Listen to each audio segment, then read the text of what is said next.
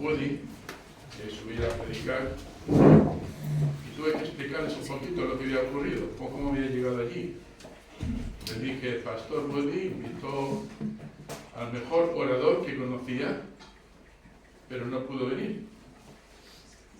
Así que echó un poco más, buscó entonces al predicador más inteligente que conocía y tampoco pudo venir.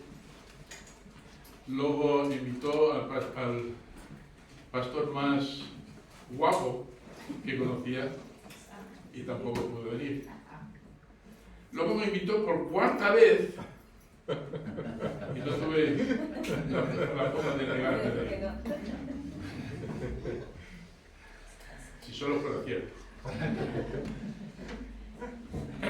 Bien, venid conmigo a Lucas capítulo 24, versículo 34.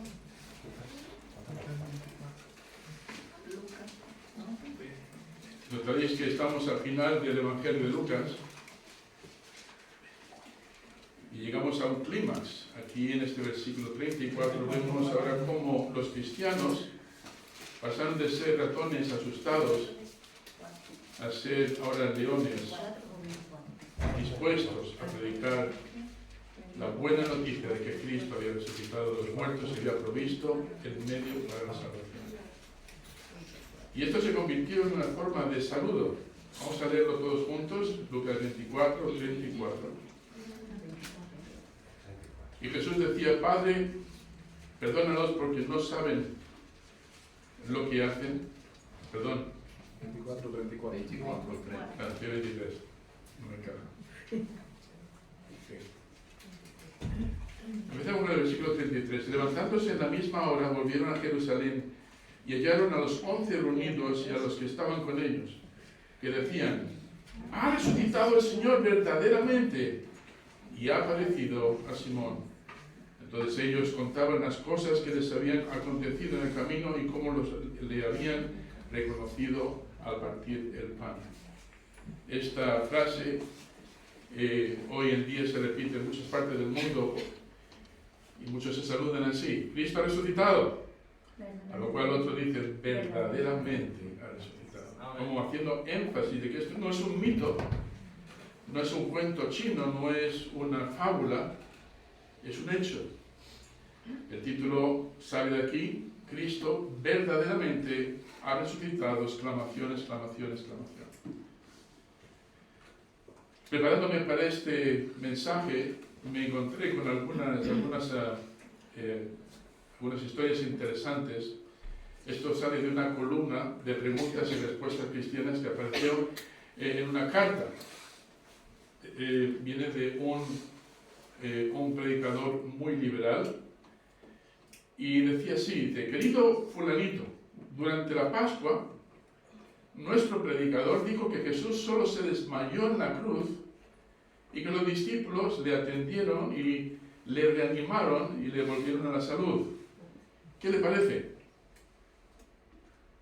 Estoy viendo un predicador.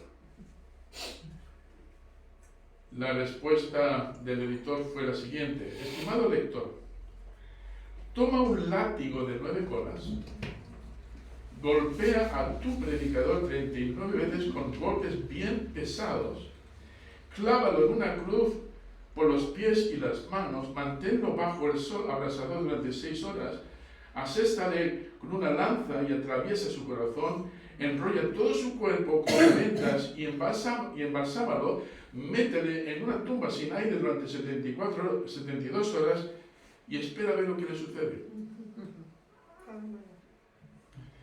Hoy en día hay algunos que se defienden con eso, diciendo, no, Cristo realmente no, eso es imposible, Cristo no resucitó. O sea, hay muchas explicaciones y una de las explicaciones es esta, de que Jesucristo no murió, sino que se desmayó y que luego recobró la salud. Y yo digo que aunque algunos intelectuales ateos de élite y pensadores liberales lo llaman insensato, la doctrina de la resurrección de Jesucristo es de vital importancia. Es la espina dorsal del cristianismo. Quita la resurrección y Cristo no es más que un mero hombre. No sé si os suena el nombre de Lee Strobel. ¿Os suena ese nombre? Sí. Johnny. Fue periodista de Chicago Tribune, un reportero. En una, los dos, tanto él como su esposa, eran ateos. Luego más tarde la esposa conoció al Señor como su Salvador. Y el mundo se le cayó encima a Lee Strobel. No podía creer que una mujer inteligente como su esposa pudiera llegar a creer en algo así.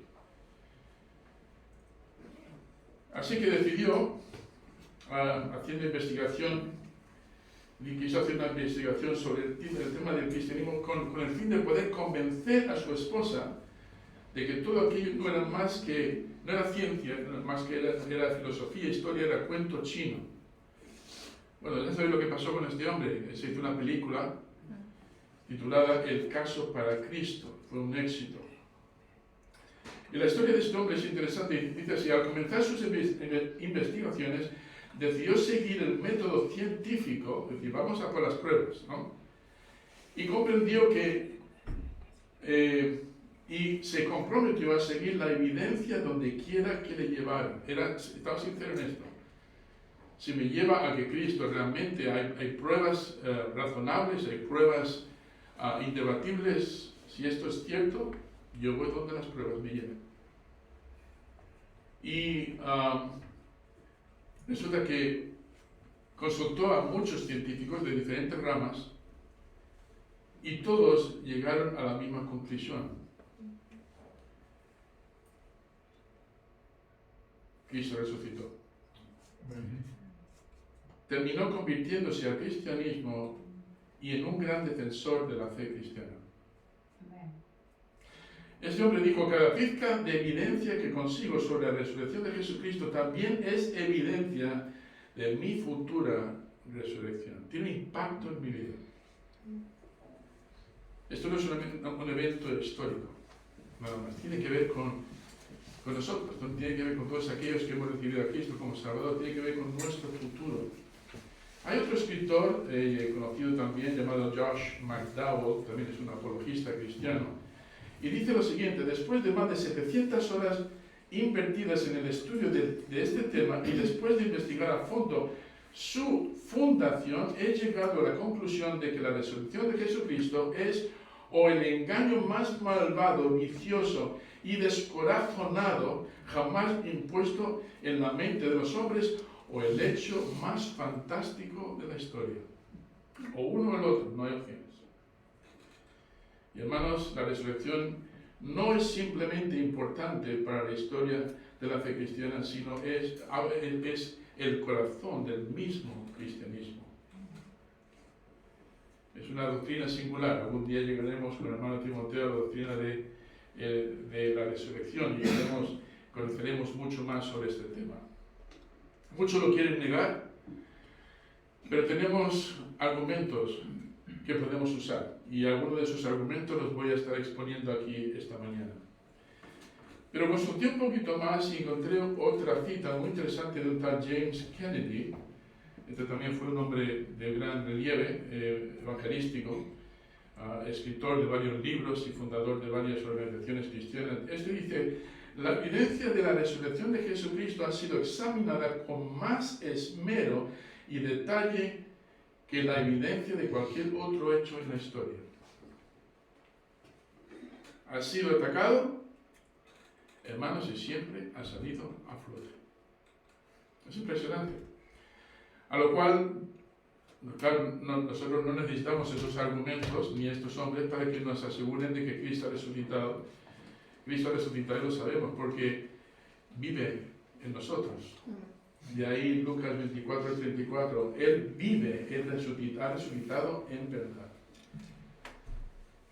Yo tengo esta tarde 4 puntos que me gustaría tratar con vosotros. Espero que me dé tiempo a todo. Primeramente vamos a ver las profecías de la resurrección. Hermanos, la resurrección de Jesucristo no ocurrió así, sin previo aviso. Tenemos mucha escritura en el Antiguo Testamento que da evidencia de que eso, da muestra de que eso iba a acontecer. Vamos a ver también la prueba de la resurrección. Vamos a utilizar varias pruebas, por ejemplo, la prueba del razonamiento humano. ¿Es razonable pensar en esto o creer en esto? En la prueba de testimonio humano, en la prueba de la naturaleza humana, de la experiencia común, de la prueba de vidas cambiadas. Recuerda que los discípulos, cuando el Señor Jesucristo murió, se escondieron como ratones, huyeron. ¿Qué es lo que hizo que salieran de su escondite para luego ir por todo el mundo, hermanos, diciendo que Cristo es verdaderamente el Salvador? Vidas cambiadas. Vamos a ver eso un poquito. También la prueba del tiempo. Muchas cosas empiezan bien, pero luego se desaparecen. Pero la resurrección del Señor Jesucristo ha vencido el tiempo. El tiempo es una regla para que miren muy bien la veracidad de las cosas. Y con el tema de Jesucristo, su resurrección, hermanos, ha pasado la prueba del tiempo. Luego también tenemos la prueba de los 5 sentidos. Tenemos la prueba de la evidencia científica y arqueológica. Tenemos argumentos y espero que al dar este mensaje estéis tomando nota para que si alguien, si algún momento debate contigo de que Jesucristo es un mito, de que Cristo no resucitó, que sí fue un personaje histórico, pero no diferente de cualquier otro personaje histórico. Hermanos, tenemos que tener algún tipo de argumento. Y espero que algo de esta información que os voy a dar os sirva. Tenemos también el propósito de la resurrección. ¿Por qué el Señor tuvo que resucitar? Era importante. ¿Seguiríamos aquí nosotros en Cristo? Imaginaos que lo dijeran, hermanos, vamos a creer en todas las doctrinas bíblicas, pero el tema de la resurrección no hace falta creerlo. No, es que es imposible. Pero podemos seguir siendo cristianos, aún creyendo que Cristo no resucitó. Esta pregunta la hice en una iglesia en Estados Unidos hace años, y dije, hermanos, ¿quién aquí seguiría siendo cristiano si descubriera de que Cristo no resucitó? Y hubo varios diciendo, yo seguiría, dije, pues sería el más necio de todos los hombres. Y vamos a ver el argumento que Pablo nos da. Pero si Cristo resucitó, somos de los más afortunados, de los más bendecidos. Amén. Entonces, el propósito, pues activa el Evangelio, nos da propósito para salir ahí fuera, incluso hoy, y decir, Cristo vive, todavía hay entrada en ese gozo de la salvación que Él provee. Autentifica nuestra fe, ajusta nuestra justificación, es decir, da lugar a que nosotros podamos venir delante de Dios justificados. Y anticipa nuestro futuro. Podemos mirar hacia el futuro, no importa lo mal que se pongan las cosas. Y podemos decir, tengo esperanza. Y luego, el último, tendría que ser más breve, vamos a ver la presión de proclamar la buena noticia de que Cristo ha resucitado. Si sabemos a ciencia cierta, si estamos convencidos de que Cristo resucitó y no compartimos el Evangelio, hermanos, somos miserables. Entonces sería como tener la medicina para una grave enfermedad y poderla distribuir a todo el mundo y decirle, no, la voy a guardar en el sótano, no voy a compartirla. Tenemos mucho terreno que cubrir, ¿verdad? Así que vamos a empezar. Vamos a orar primeramente. Señor y Padre Celestial, te quiero pedir, Señor, que me ayudes. Este tema es central a nuestra fe. Y, Señor, necesitamos conocer bien todo lo que lo envuelve. Ayúdame, Señor, para poder traer un mensaje esperanzador, que nos fortalezca, Señor, que nos haga salir ahí fuera. Señor, como los discípulos hicieron cuando te vieron a ti resucitado, con una esperanza viva, Señor, con un deseo, eran capaces de ponerse ante las autoridades y decirles, es mejor obedecer a Dios que a los hombres.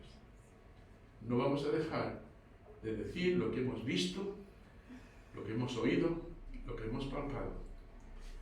Señor, ayúdanos para que podamos mirar a este tema otra vez, y que nos dé, Señor, una esperanza renovada. Ayúdame, Señor, a poderlo comunicar en el poder del Espíritu Santo en Cristo Jesús. Amén. Me gustaría que vinieses conmigo a 1 Corintios 15. Nuestro mensaje principalmente va a salir de ahí, capítulo 15. Y quisiera que leyéramos el versículo 4 en adelante. versículo 3, empezamos con el versículo 3, porque primeramente os he enseñado lo que asimismo recibí, que Cristo murió por nuestros pecados conforme a las Escrituras, y que fue sepultado y que resucitó al tercer día conforme a las Escrituras, y que apareció a Cefas y después a los 12, después apareció a más de 500 hermanos a la vez, de los cuales muchos viven aún, y otros ya duermen. Después apareció a Jacobo, después a todos los apóstoles, y al último de todos, como a un abortivo, me apareció a mí. Porque yo soy el más pequeño de los apóstoles, que no soy digno de ser llamado apóstol, porque perseguí a la iglesia de Dios. Pero por la gracia de Dios soy lo que soy. Y su gracia no ha sido en vano para conmigo. Antes he trabajado más que todos ellos, pero no yo, sino la gracia de Dios conmigo. Porque o sea yo, o sean ellos, así predicamos y así habéis creído. Pero si se predica de Cristo que resucitó de los muertos, ¿cómo dicen algunos de entre vosotros que no hay resurrección de muertos? Porque si no hay resurrección de muertos, tampoco Cristo resucitó. Y si Cristo no resucitó, vana es entonces nuestra predicación. Vana es entonces, van también nuestra fe. Y somos hallados falsos testigos de Dios, porque hemos testificado de Dios que Él resucitó de los muertos, Él resucitó a Cristo, el cual no resucitó si en verdad los muertos no resucitan. Porque si los muertos no resucitan, tampoco Cristo resucitó. Y si Cristo no resucitó, vuestra fe es vana, aún estáis en vuestros pecados. Entonces también los que durmieron en Cristo perecieron. Y si en esta vida solamente esperamos en Cristo, somos los más dignos de conmiseración de todos los hombres. Mas ahora Cristo ha resucitado de los muertos, primicia de los que durmieron es hecho. Porque por cuanto la muerte pasó entró por un hombre, también por un hombre la resurrección de los muertos. Amén. Hermanos, tenemos la profecía de la resurrección. El versículo 4 nos dice que y fue sepultado y que resucitó al tercer día, tal que dice conforme a las Escrituras. Claro, lo primero que uno pregunta es ¿qué Escrituras? El Nuevo Testamento todavía no es escrito. Pablo solamente puede estar haciendo referencia al Antiguo Testamento. Y si miramos en el Antiguo Testamento nos damos cuenta de que, hermanos, la resurrección no fue un evento sobre el que la humanidad no supiera nada. Fue predicho antes de que tuviera lugar. Todos conocemos el mensaje tan precioso que hay en Isaías 53, 739 años antes de Cristo, hermanos, tenemos esta profecía que nos describe con pleno detalle lo que iba a pasar el Mesías. Tenemos también los salmos. El salmista en el Salmo 16:10 dice: porque no dejarás mi alma en el Seol, ni permitirás que tu santo vea corrupción. El mismo Salvador, el mismo Señor Jesucristo, en Mateo 12, 38 al 40, nos habla de que fue escrito de mí estas cosas. Los otros evangelios, por ejemplo, en Juan capítulo 2, 19 dice: respondió Jesús y le dijo: destruid este templo y en 3 días lo levantaré. Abraham, ¿cuántos años se tardó en construir este templo? 50 años y tú en 3 días lo vas a levantar. Y él hablaba de su cuerpo. Estaba dándoles detalles de cómo iba él a resucitar. En Marcos 8:31 dice: y comenzó a enseñarles que le era necesario al Hijo del Hombre padecer mucho y ser desechado por los ancianos, por los principales sacerdotes y por los escribas, y ser muerto. Ahora, no termina ahí, dice, y resucitar después de 3 días. Bien claro. Y esto lo dio a conocer abiertamente. Los salmos, por ejemplo, va más allá de los salmos. Los salmos, los profetas, los escritos de Moisés, eso lo podemos ver si queréis buscarlo más tarde, tomar nota. Está en Lucas 24, 13 al 27 y versículos 44 al 45. ¿Os acordáis de los 2 discípulos que iban camino a Emaús y el Señor se les apareció y les empezó a hablar y su corazón empezó a arder, empezaron a comprender las Escrituras, todo aquello que iban escuchando en el templo durante décadas, ahora lo comprenden y se dan cuenta de que era profecía cumplida por medio del Señor Jesucristo. Y el Señor les dice: sois tan torpes para entender que esto ya estaba escrito de mí. En los Salmos, en Moisés, en los profetas. Hermanos, la resurrección no fue un evento sobre el que la humanidad no supiera nada. Sabían de ello. Ahora, que lo entendieran es otra cosa. También tenemos la resurrección fue tipificada antes de que ocurriera. ¿Os acordáis de Isaac? ¿Qué vemos en Génesis 22 con Isaac y el sacrificio que hizo su padre, o que quiso hacer su padre, Abraham? Le lleva al monte Moriah a hacer un sacrificio, le ata, le pone sobre el altar, va a clavar el puñal sobre su pecho, de repente el ángel del Señor dice, no, y le provee un remedio. Hermano, qué cuadro tan precioso de la obra que iba a hacer el Señor Jesucristo. Tenemos también a Jonás, en Mateo 12, 38 al 40, dice, entonces respondieron algunos de los escribas y de los fariseos diciendo, Maestro, deseamos ver de ti señal. Él respondió, le dijo, la generación mala y adúltera demanda señal, pero señal no les será dada, sino la señal del profeta Jonás, porque como estuvo Jonás en el vientre del gran pez 3 días y 3 noches, así estará el Hijo del Hombre en el corazón de la tierra 3 días y 3 noches. Incluso Daniel, mira el libro de Daniel, vas a ver que él profetizó el momento exacto de la llegada del Señor Jesucristo en Daniel capítulo 9, versículo 25. También vemos que la predicación de la resurrección y el cumplimiento de la misma demuestran que Jesús es digno de ser seguido y adorado. Un día, una joven alumna compartió su fe como cristiana y un profesor muy listillo, muy avispado, ateo, respondió, tú hablas de Cristo, pero ¿qué Cristo? Ha habido muchos Cristos. Y de su respuesta fue clásica, hay muchos pretendientes, pero solo adoro al que resucitó de entre los muertos. Amén. Más tenemos la profecía. Es que esto no...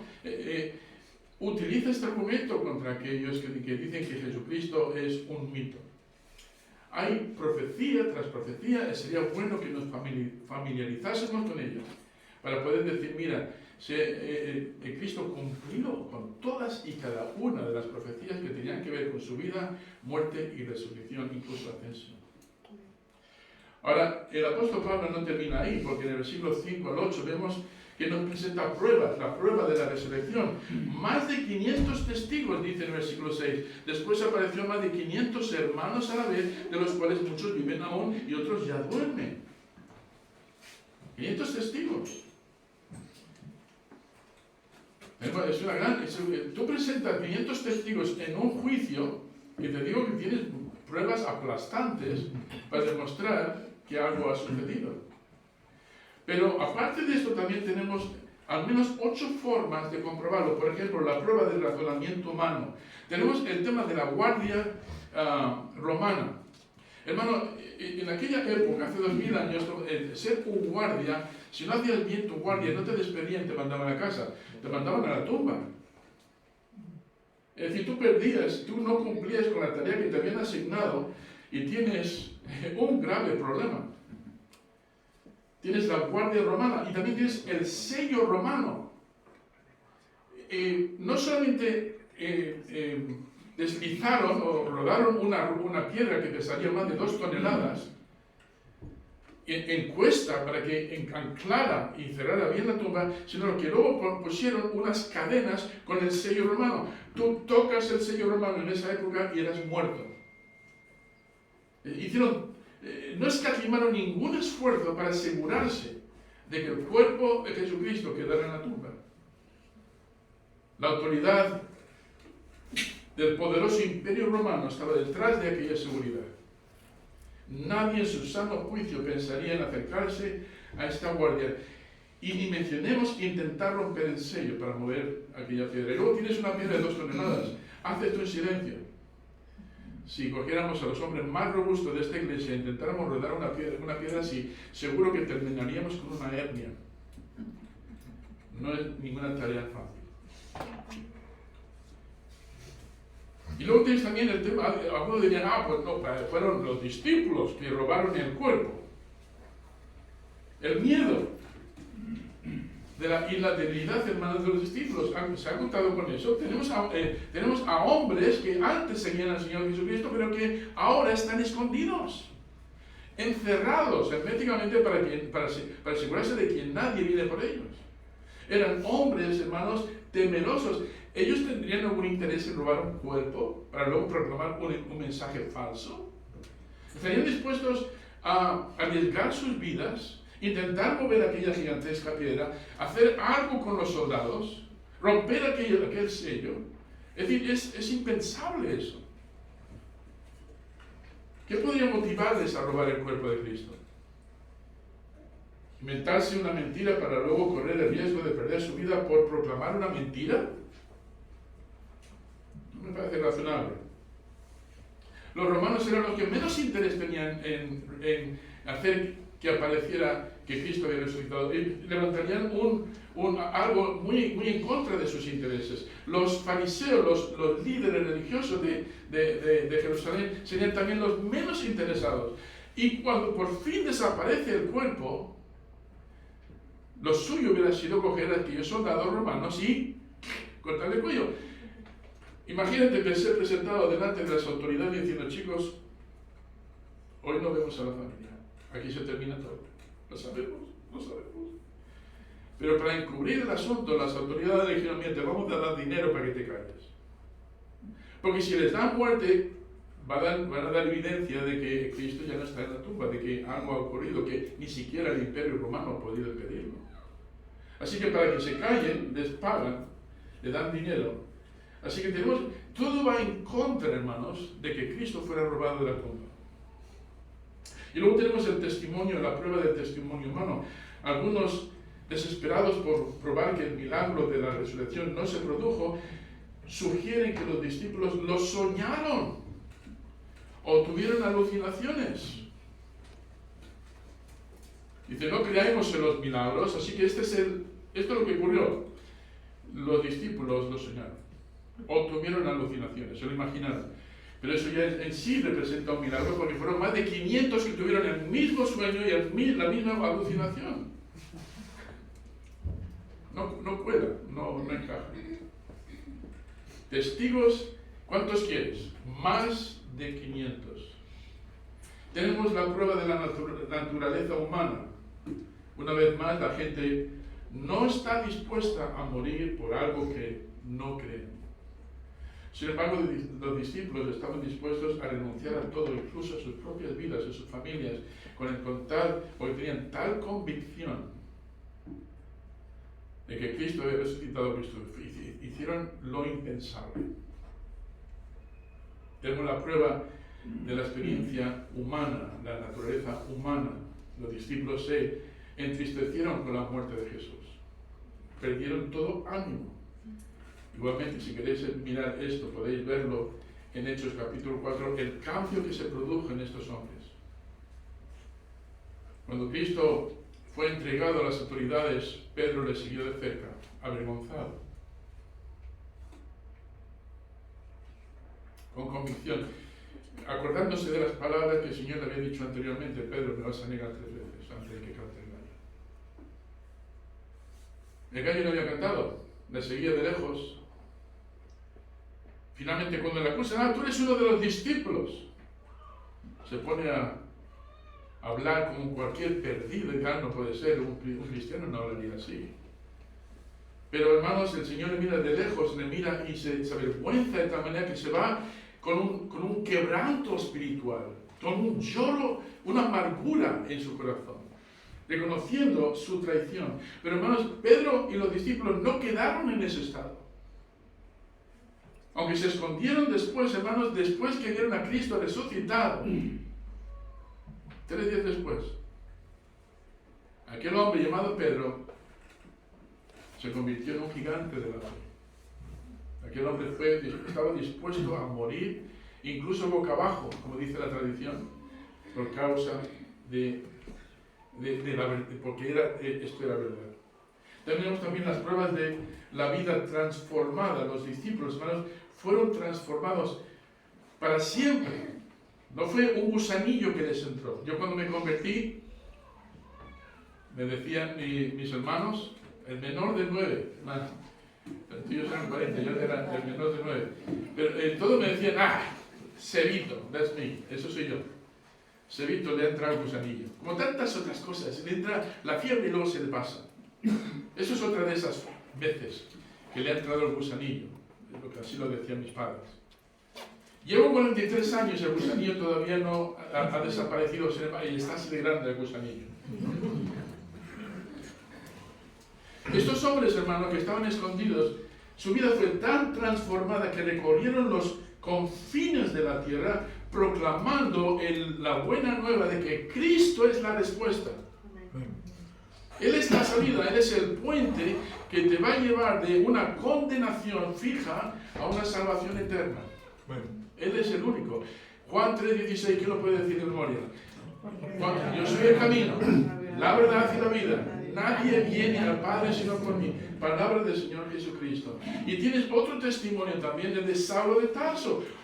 ¿Quién se iba a imaginar que este hombre, perseguidor de la iglesia, fervoroso, buscando cómo apagar esta llama del cristianismo, este hombre dedica todo su esfuerzo y todos los recursos que él tenía para poder aniquilar a estos blasfemos cristianos? Y luego termina él convirtiéndose al cristianismo. ¿Por qué? Porque le había entrado el gusanillo, no porque vio a Cristo resucitado. Su vida cambió para siempre y se convirtió quizá en el mejor defensor del cristianismo de toda la historia. Su vida cambió, igual que la de muchos aquí esta mañana. Hermanos, cuando tenemos a Cristo como Salvador, nuestra vida cambia. No es solamente un gusanillo. Algo nuevo se produce en nosotros. Es como lo dice en 2 Corintios 5:17. De modo que si alguno está en Cristo, le ha entrado un gusanillo. No, nueva criatura es. Las cosas viejas pasarán y aquí todas son hechas nuevas. Tenemos la prueba del tiempo. Muchos expertos dicen que el tiempo es el gran nivelador. Algo ocurre hoy que es un fenómeno y si es verdad seguramente va a permanecer, si es mentira va a desaparecer. Un hombre llamado Dr. Harry Rimmer, dando una conferencia al final, durante el tiempo de las preguntas y respuestas, salió un joven judío y se puso de pie y le dijo al Dr. Rimmer: ¿qué hizo Jesucristo que nadie más hizo? El Dr. Rimmer respondió: Señor, usted es judío, ¿verdad? Y dice: sí. ¿Estaría de acuerdo conmigo si digo que los romanos crucificaron a casi 30.000 judíos? El interrogador respondió afirmativamente y el doctor Rimmer dijo: muy bien, nómbreme a uno que fuera crucificado. Y usted, muy bien, nombraré a uno que fue crucificado y usted nombre a otro. Yo nombro a Jesucristo. No puedo mencionar ninguno. No puedo nombrar a nadie. 30.000 judíos crucificados. Son muchos judíos. Y que no podamos nombrar ni siquiera uno. Y sin embargo tenemos el ejemplo con Jesucristo. El gran nivelador es el tiempo. De hecho, un doctor de la ley llamado Gamaliel, una vez que los fariseos presentaron el caso delante diciendo: mira, tenemos que hacer algo sobre este asunto, si no se nos va a ir de las manos. De hecho, ya se nos ha ido de las manos. Gamaliel dijo: mira, si esto es de hombres, pasará. Antes han venido otros que eran muy grandes y tenían mucha boca y hicieron grandes, pero luego terminaron. Pero entonces la prueba del tiempo, si es de Dios, ningún hombre podrá apagarlo. Y mira que se ha intentado, No hablemos de la Inquisición católica. El gran nivelador. Hermanos, tenemos todas estas pruebas. Tenemos la prueba de los 5 sentidos. En Lucas capítulo 24, 39 al 43, ellos dicen: no podemos negar lo que hemos visto, lo que hemos oído, sentido y probado. Con los 5 sentidos podrían decir: Cristo vive. ¿Os acordáis de Tomás? Somos muy injustos a decir el dudoso Tomás, ¿no? si no lo viera y metiera mis dedos en su costado y en sus manos, no lo creo. Jesucristo no estaba presente cuando dijo eso. Y sin embargo, nada más aparecer Jesucristo en el aposento, le dijo, Tomás, ven aquí. Le hace la prueba de los 5 sentidos y al saber lo que hace Tomás, se tira al suelo y dice, Dios, Señor mío y Dios mío. Tú viste si creíste, bienaventurados los que no vieron y creyeron. Bueno, nosotros no hemos visto, no hemos oído en el sentido de oírlo, el sonido, su voz. Tampoco le podemos tocar, pero hermanos, ¿quién de nosotros aquí puede decir que Cristo, aquellos que han experimentado la salvación, aquellos que digan, yo siento que Cristo está en mí ahora? Amén. Es distinto que antes. Amén. Tú puedes negarlo todo, pero yo sé lo que ha ocurrido dentro de mí. Yo sé quién es el que se expresa dentro de mí. Tenemos la prueba de la evidencia científica y arqueológica. Tenemos el sepulcro del jardín, conocido también como el sepulcro de Gordon. Resulta que un grupo de científicos y arqueólogos determinaron que era el lugar preciso donde Jesucristo fue sepultado. Pero estos eran incrédulos, ¿vale? Estamos hablando de personas de alto rango, de mucho dinero, de mucho conocimiento. Y determinaron, vamos a hacer pruebas y vamos a demostrar que esto es una fábula, que esto no es que un cuento chino. Seguro que no lo llamaban cuento chino en aquella época, pero entendéis dónde lo voy. Dice que determinaron que era el lugar preciso, es decir, pudieron, todo lo que tenían para probarlo, dijeron, este es el lugar. Pero al examinar el lugar concluyeron que nadie se descompuso en esa tumba, jamás nadie se descompuso en esa tumba. Tienes a un tal Lord Littleton y Gilbert West, otros dos ateos, se propusieron refutar la conversión de Pablo y la resurrección de Jesucristo, y ambos terminaron como salvos. Increíble.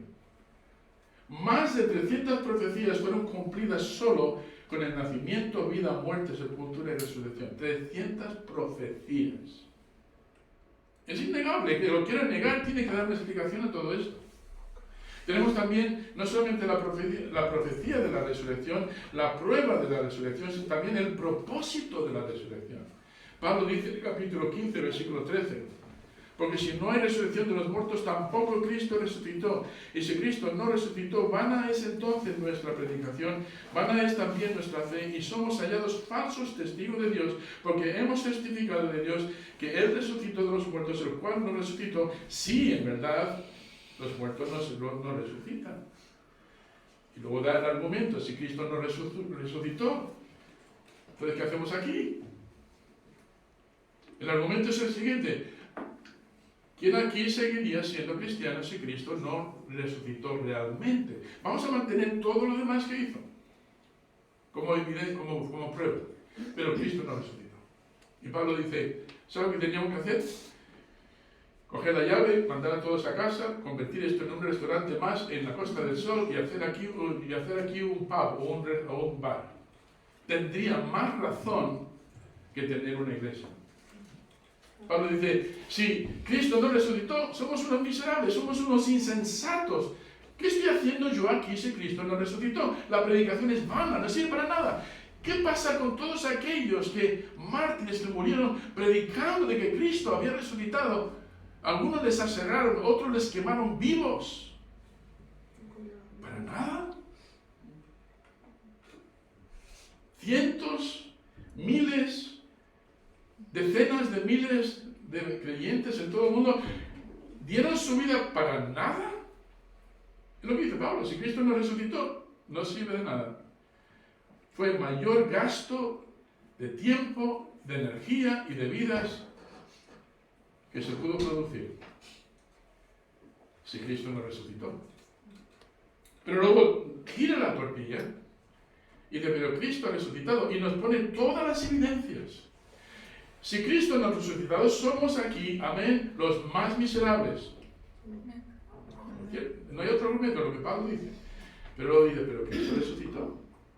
Si éramos los más miserables y Cristo no ha resucitado, y ahora resulta que sí, Cristo ha resucitado, somos los más bendecidos de todos los hombres. Es un tremendo privilegio el haber podido encontrar a Cristo, recibirle como Salvador. Nos da razón no solamente para esperanza para el futuro, el lugar donde vamos a pasar la eternidad, sino que nos da esperanza y propósito para vivir hoy. Fuera de la ratonera, fuera de solamente trabajar para tener y para pagar las facturas y para tener vivienda y para... No, el tener a Cristo como Salvador, siendo que esto es verdadero, hermanos, nos da una razón extraordinaria para vivir. El propósito de la resurrección, hermanos, activa el Evangelio, como dice el versículo 14. Y si Cristo no resucitó, vana es entonces vuestra predicación, van también la fe. Pero si Cristo resucitó, entonces, ¿qué debemos hacer? ¿Qué debemos hacer, hermanos? Cuando salgamos de aquí, a ver, ¿quién aquí esta tarde dice, pastor, estoy convencido? Para mí es convicción. Cristo ha resucitado, y no solamente ha resucitado, sino que mora en mí, le he recibido como mi Salvador. Amén. Amén. Pues cuando salgáis ahí fuera, demostrarlo. Amén. Porque cuando los discípulos, hermanos, quedaron convencidos, no había manera de callarlos. No había manera. Te vamos a azotar. Les azotan. Y van a la iglesia diciendo, ¡wow! Eso es cuente, pero qué bendición, haber sido contado, padecer por la causa de Cristo. ¡Qué privilegio! Y van así, capítulo 4. Les arrestan otra vez, esta vez les amenazan con la muerte. Y van a la iglesia y le dicen, oye, chicos, va a ser más difícil esta vez porque ahora sí que vienen a por nosotros. ¿Qué vamos a hacer? Dice, pues vamos a orar para que el Señor nos dé más valentía, más de nuevo. Salieron, hermanos, como un enjambre de langostas.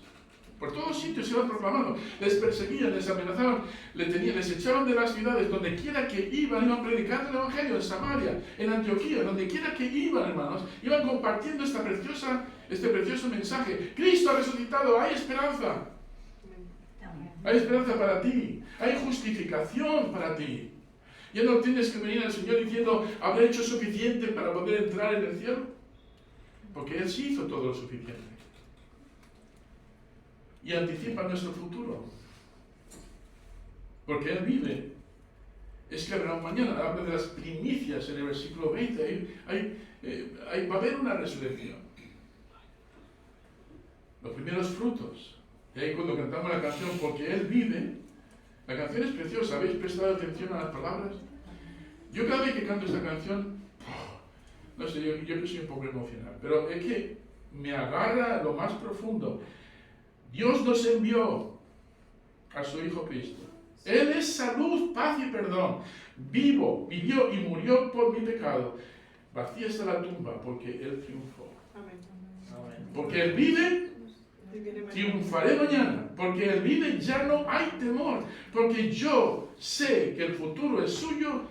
La vida vale más y más. Solo por Él. Amén. Llegamos a este punto. Hemos visto la profecía de su resurrección, la prueba de su resurrección, el propósito de su resurrección. Prepárate, porque esto nos lleva al último punto, la presión por proclamar el Evangelio, la buena noticia de que Cristo sigue dando vida a todo el que venga a Él con arrepentimiento y confianza en lo que Él ha hecho en la cruz. Por lo tanto, si Cristo no resucitó, entonces nuestra predicación es inútil, la fe en Cristo sería cosa de necios, los discípulos serían engañadores, el pecado sería soberano, no habría remedio para él, la muerte tendría dominio, el futuro sería tenebroso. Todo eso si Cristo no resucitó, pero si Cristo resucitó, predicar a Cristo, predicar sobre la resurrección no es inútil. Los discípulos no eran engañadores, sino los más veraces de los hombres. El pecado no es soberano, hay una forma de vencerlo. La muerte no tiene el dominio, hay una forma de liberarse de esa condenación eterna. Y el futuro, hermano, no es tenebroso. Mira las noticias, dime qué te pasa. 5 minutos mirando las noticias y dices, es que te entra la depre, ¿no? Te pone malo. Y dices tú, ¿qué va a ser de mañana? ¿Qué va a ser? El trabajo va a fracasar, los políticos prosperan, se aprovechan de todos y parece que la cosa va como una bola de nieve haciéndose cada vez más grande, más corrupta. Cuando vemos el mundo, hermano, pues según vemos, nos entra el temor. Pero cuando miramos a Cristo, nuestro futuro no es tenebroso, es esperanzador. Amén.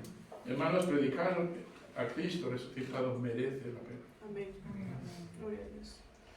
La fe que ponemos en Él se está activa. Los discípulos que predican sobre la resurrección son confiables. El pecado no es vencedor. La muerte ha sido derrotada. Y el futuro es fabuloso. Amén. Gloria a Dios. Cristo vive. Vive en verdad. Señor y Padre Celestial,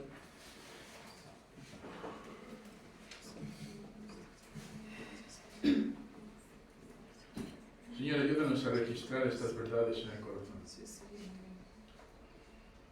Cada vez que miramos hacia afuera, hacia nosotros mismos, Señor, vemos desesperanza.